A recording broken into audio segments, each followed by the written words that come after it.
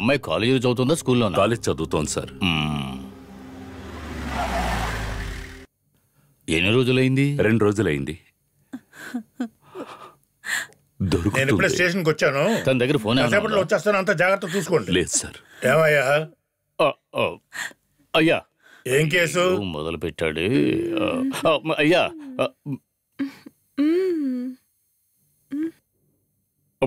పోరని అంకమ్మ, మీరు చెప్పండి. ఏం కేసు అని అడుగుతున్నానుగా. అమ్మాయి మిస్సింగ్ కేసు అండి, కంప్లైంట్ ఇవ్వడానికి వచ్చారు. ఆ అమ్మాయికి వయసు ఎంత? ఇవన్నీ ఎందుకు? ఏడవకే. దానికి 20-30 ఉంటాయండి. ఏంటమ్మా? చెప్పమ్మా, అయ్యగారు అడుగుతున్నారు. చొక్కాలింగం, ఈమె వయసు కాదయ్యా అడిగింది, కనపడకుండా పోయిన అమ్మాయి వయసు అడిగాను. సార్ మీ అమ్మాయి వయసు అడుగుతున్నారు. 18 ఏళ్ళు సార్. పేరేంటి? పేరు శ్రావణి సార్. కనబడకుండా పోయి ఎన్ని రోజులైంది? 2 రోజులైంది. యో ఏం మాట్లాడుతున్నామయ్యా? కనబడకుండా పోయి 2 రోజులైందంటావు, ఇప్పుడే కంప్లైంట్ ఇచ్చేది? అది రాత్రి పూట. లేదు సార్, మేము వెతుకుతూనే ఉన్నాం, దొరకలేదు. అందుకే స్టేషన్కి వచ్చాం.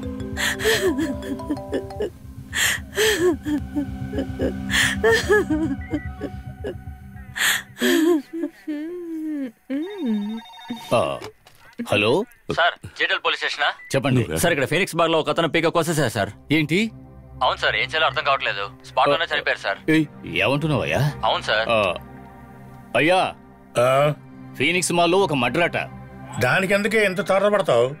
ఛే, ఎంతసేపు అక్కడే రౌండ్స్ లో ఉన్నాను. ఇక్కడ రెస్ట్ తీసుకుందామని వస్తే ప్రాణాలు తీస్తున్నారు. సార్ సార్ అవును, ఎస్ఐ చాలా సేపటి నుంచి కనిపించలేదు. పక్కనే కుర్రాళ్ళు పౌడర్ స్మగ్లింగ్ చేస్తున్నట్టుగా ఇన్ఫర్మేషన్ వచ్చింది సార్. ఆ విషయంగా అసలు ఏమిటో కనుక్కుందామని వెళ్ళారు.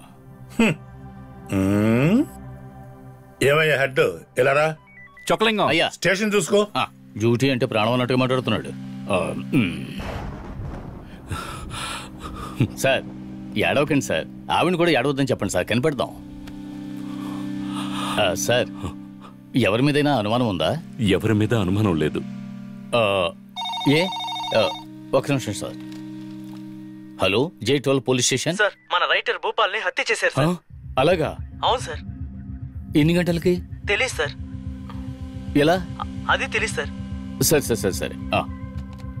అయ్యో,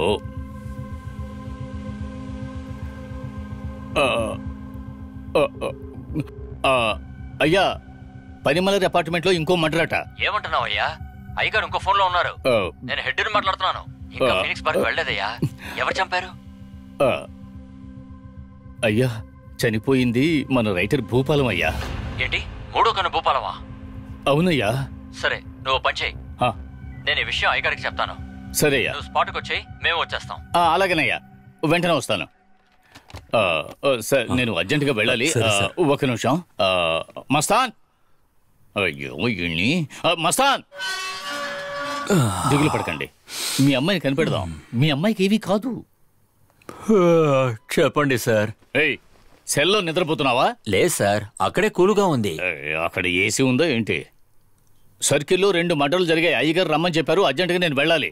సారు కేసు, మిగతా డీటెయిల్స్ అన్ని రాసి పెట్టుకో. మీరు వెళ్ళండి సార్, నేను చూసుకుంటానుగా. ఆయన చూసుకుంటారు, ఏం పర్వాలేదు. ఏమి కాదు, మీరు భయపడకండి. నేను చూసుకుంటాను సార్, మీరు వెళ్ళండి. బటన్ పెట్టుకోవయ్యా. నువ్వేం భయపడకు సార్. లేట్ నైట్ అయింది సార్. ఈ టైంలో స్టేషన్లో లేడీస్ ఉండకూడదు సార్. మీరు ఇప్పుడు వెళ్ళి రేపు పొద్దునే 10ంటికి వస్తారా?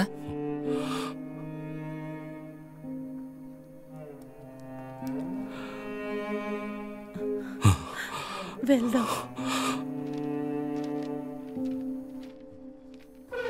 పాత ఒక్క మటరే జరిగింది, నేను కాదని చెప్పలేదు. దానికి ఎందుకయ్యా ఎంతమంది ప్రశ్నలు తీసుకొచ్చావు? అయ్యగారు వచ్చారు. అయ్యా నమస్కారం. ఎవరు ప్రెస్కి ఇన్ఫార్మ్ చేశారు? వాళ్ళు ప్రశ్నల మీద ప్రశ్నలు వేసి చంపేస్తారు. అది కూడా మాస్క్ వేసుకోకుండా. చాలా ముఖ్యం. మనం కూడా వేసుకోలేదు sir. Good morning sir. Sir, matter చాలా వేగంగా పాకుతుంది. ఆల్రెడీ న్యూస్ లో వేసి ఎడపడా వాయిస్తున్నారు. అలాంటప్పుడు స్పాట్కి రాకుండా ఎలా ఉండగలం సార్? ఇదంతా కరెక్ట్ గా మాట్లాడు. చేతల్లో మాత్రం ఏమీ లేదు. ఎవరయ్యా మొదటి విట్నెస్? ఇదిగో వీడే సార్. రావయ్యా. రారా. ముందు చూసిన వీడే సార్. మీరేనా మొదట మీడియాకి ఇన్ఫార్మ్ చేసింది? కాదు సార్, నేను చెప్పలేదు.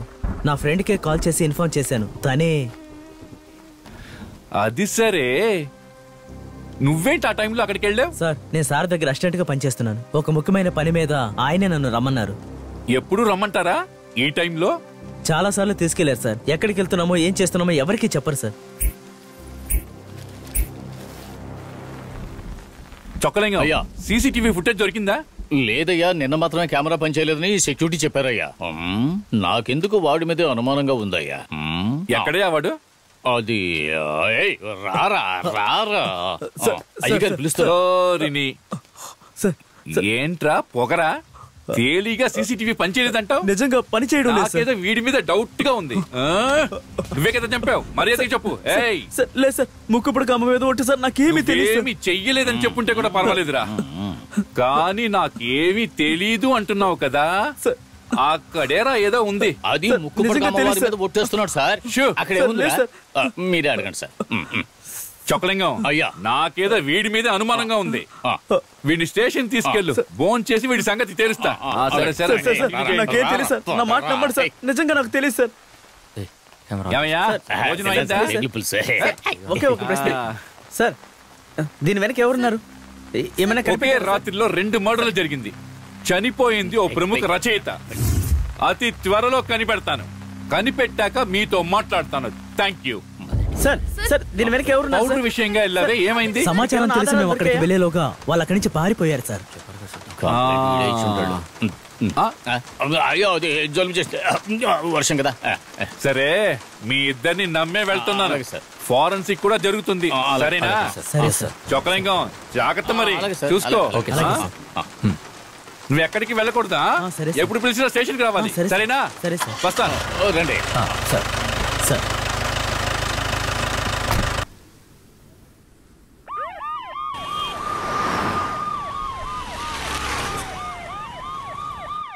హైదరాబాద్ హెచ్ఎస్ఆర్ లేఅవుట్ ఏరియాలో నిన్న రాత్రి జరిగిన వరుస హత్యల్ని ఎంక్వైరీ చేసిన పోలీస్ ఆఫీసర్ సుందర్ కాసేపటి క్రితం అనుమానాస్పదంగా హత్య చేయబడ్డారు. రాత్రి పెట్రోల్ పనిలో ఉన్న ఇన్స్పెక్టర్ సుందర్ ఉదయం శవంగా కనపడిన ఆ దారుణమైన సంఘటన అందర్నీ ఆశ్చర్యానికి గురి చేసింది. ఒకే రాత్రి వరుసగా జరిగిన హత్యల్ని అడ్డుకోలేక హైదరాబాద్ పోలీసులు అల్లోలపడుతున్నారు. హెచ్ఎస్ఆర్ లేఅవుట్ లో అందరూ కంగారుగా ఉన్న పరిస్థితిలో ఈ కేసుని సిబిఐకి మార్చమని ఎన్నో రాజకీయ నాయకులు మరియు సోషల్ యాక్టివిస్టులు ప్రశ్నిస్తున్నారు.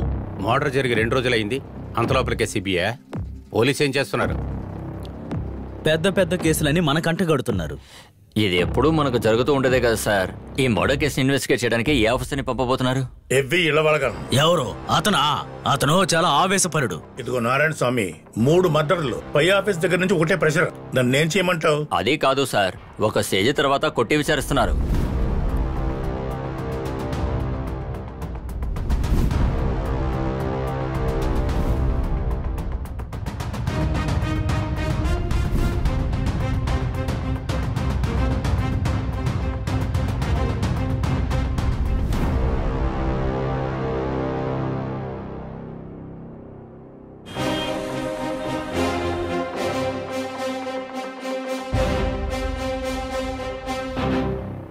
ఏంటి మిస్టర్ గణేష్ సార్, ఏదైనా స్టేట్మెంట్ ఇచ్చారా?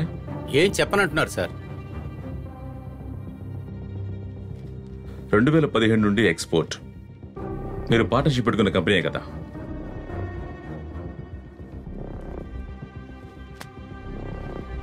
ఇల్లీగల్ గా ఇంపోర్ట్ చేశారని 135 కిలోల బంగారాన్ని వాల్యూ చేసి సేఫ్టీ లాకర్లో పెట్టింది మీరేగా? ఈ 4 సంవత్సరాల్లో 45 కిలోల బంగారం కనిపించట్లేదంటున్నారే, ఏంటి కరిగిపోయిందా? ఏంటి మిస్టర్ గణేష్ సార్, ఉదయం నుంచి టైం ఇచ్చాను, ఏమీ చెప్పట్లేదేంటి? రిమాండ్ చేద్దామా వద్దా? చేసేద్దాం సార్. మరైతే ఛార్జ్ షీట్ రెడీ చేయండి. Okay sir. ముందు ఒక స్టేట్ పోలీస్ ని తలుచుకున్నప్పుడల్లా అరెస్ట్ చేయడం పెద్ద తప్పు. స్టేట్ పోలీస్ కన్నా సిబిఐ వాళ్ళకి ఏం పవర్స్ ఉంటాయి సార్? ఒక చిన్న ఎంక్వైరీని పిలిపించి మమ్మల్ని ఎంతసేపు కస్టడీలో పెట్టడమే కాకుండా మీరు రిమాండ్ వేరే చేస్తారా ఏంటి? ఏమవుతుందో తెలుసా ఎవ్వి? ఇదిగో ఏబీ. హలో, ముందు మినిస్టర్ని మాట్లాడినివ్వండి. సెల్ ఫోన్ ఎందుకు లాక్కున్నారు? సిబిఐకి కేసు అప్పగించి దాన్ని ఉయ్యాల్లో పడుకోబెట్టి దాన్ని నిరంతరంగా నిద్రపుచ్చడమే. ఎక్కువ చేయొద్దు ఇవి. నీకంటే ముందు సిబిఐ డైరెక్టర్ ఒక్కరే, కానీ సిబిఐ వెనకాల ఎంతమంది ఉన్నారో నీకు తెలియదు. ఎంతమంది ఉన్నారా? ఎంతమంది ఉన్నారు? మా పొజిషన్ తెలుసుకోకుండా చేస్తున్నావేవి, తర్వాత నువ్వు చాలా బాధపడాల్సి ఉంటుంది. అవన్నీ నా బొచ్చుతో సమానం. పోయి కూర్చో. ఈ పొజిషన్ భయపడే రకాలు అనుకున్నావా? సిబిఐ అంటే ఏంటి? మీకు కాఫీ ఇచ్చి డీసెంట్ గా మాట్లాడి మీ నోరు తెరిచి పంపిస్తా అనుకున్నావా? తప్పు చేస్తే తోలు ఒలిచేస్తా, చేయలేదంటే ప్రూవ్ చేసుకుని నా ఆఫీస్కి వచ్చి నన్నే బెదిరిస్తావా? మిస్టర్ గణేష్, మీరు చార్జ్ షీట్ రెడీ చేసి రిమాండ్ లో పెట్టండి. ఈ నా కొడుకులు ఎవరికి నిద్ర లేకుండా చేస్తాను. ఓకే సార్, మెహతా సార్ వచ్చారు.